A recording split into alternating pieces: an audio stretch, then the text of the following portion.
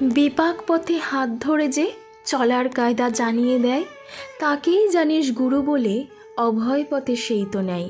এই বাণীটি পরম প্রেমময় শ্রী শ্রী ঠাকুর অনুকূলচন্দ্রের মুখ নিঃসৃত একটি বাণী। নমস্কার বন্ধুরা, সকলকে জানাই আনন্দিত জয়গুরু। আশা করি পরমপিতা আপনাদের সকলকে খুব ভালো রেখেছে।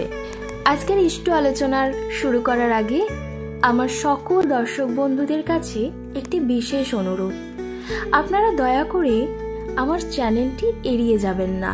আমার চ্যানেলটি আপনারা সকলেই সাবস্ক্রাইব করুন এবং আমার এই চ্যানেলের প্রত্যেকটি ইষ্ট প্রসঙ্গ আপনারা আপনাদের আত্মীয় স্বজন, বন্ধু বান্ধব সকল প্রিয়জনদের শেয়ার করুন।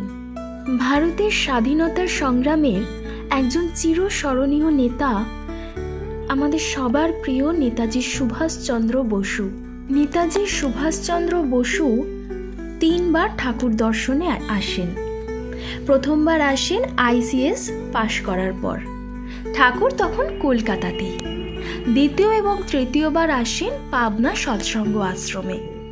সুভাষচন্দ্র বসুর মা বাবা ঠাকুরের দীক্ষিত ও একনিষ্ঠ ভক্ত ছিলেন। একবার এই আদর্শ সৎসঙ্গী পরিবারের সন্তান সুভাষচন্দ্র বসু মা বাবার কাছে ঠাকুরের অমৃত জীবন কথা শুনেছিলেন। সুভাষচন্দ্র বসুর সাথে শ্রী শ্রী ঠাকুর অনুকূলচন্দ্রের সেই সময় কি কথোপকথন হয়েছিল, সেটিকে কেন্দ্র করে আজ আমার ইষ্ট আলোচনার আলোচ্য বিষয়। এই বিশেষ ইষ্ট প্রসঙ্গটি পুরোটা শোনার অনুরোধ রইল, কেউ স্কিপ করবেন না। আশা করি সকলের ভালো লাগবে। বিশিষ্ট কর্মী শ্রদ্ধেয় সুশীলচন্দ্র বসু তাকে আশ্রমের সমস্ত কিছু ঘুরে ঘুরে দেখান। শ্রী শ্রী ঠাকুরের ভাবধারা, কর্ম, সমাজ সংস্কার ইত্যাদি বিষয়ে সুভাষচন্দ্র তার সঙ্গে কথাবার্তা বলেন। সুভাষচন্দ্র মন্তব্য করেন, আশ্রম বলতে লোকে অবিবাহিত সংসার বিরাগীদের বাসস্থানই বোঝেন। গৃহী হয়ে আশ্রম জীবনযাপন করা দৃষ্টান্ত এ যুগে আপনারাই প্রথম দেখাচ্ছেন। পরিবার পরিজনদের ভার নিয়ে অভাব অভিযোগের ভিতর দিয়ে আপনারা যদি এভাবে এগিয়ে যেতে পারেন, তাহলে গার্হস্থ আশ্রমের আদর্শ রূপ আপনারা মানুষের সামনে তুলে ধরতে পারবেন।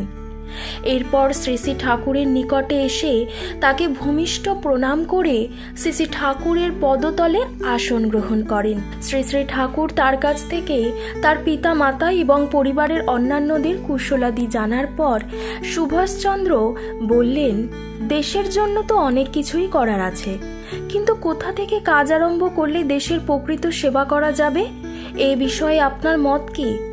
শ্রী শ্রী ঠাকুর বললেন, আমার কথা হচ্ছে, দেশের কাজ করতে হলে প্রথমে মানুষ তৈরির প্রোগ্রাম নিতে হবে। ভালো মানুষ পেতে হলে বিবাহ সংস্কার আগে করতে হবে, আর বিয়েগুলি সব সুসংগত হলেই তা সম্ভব হবে।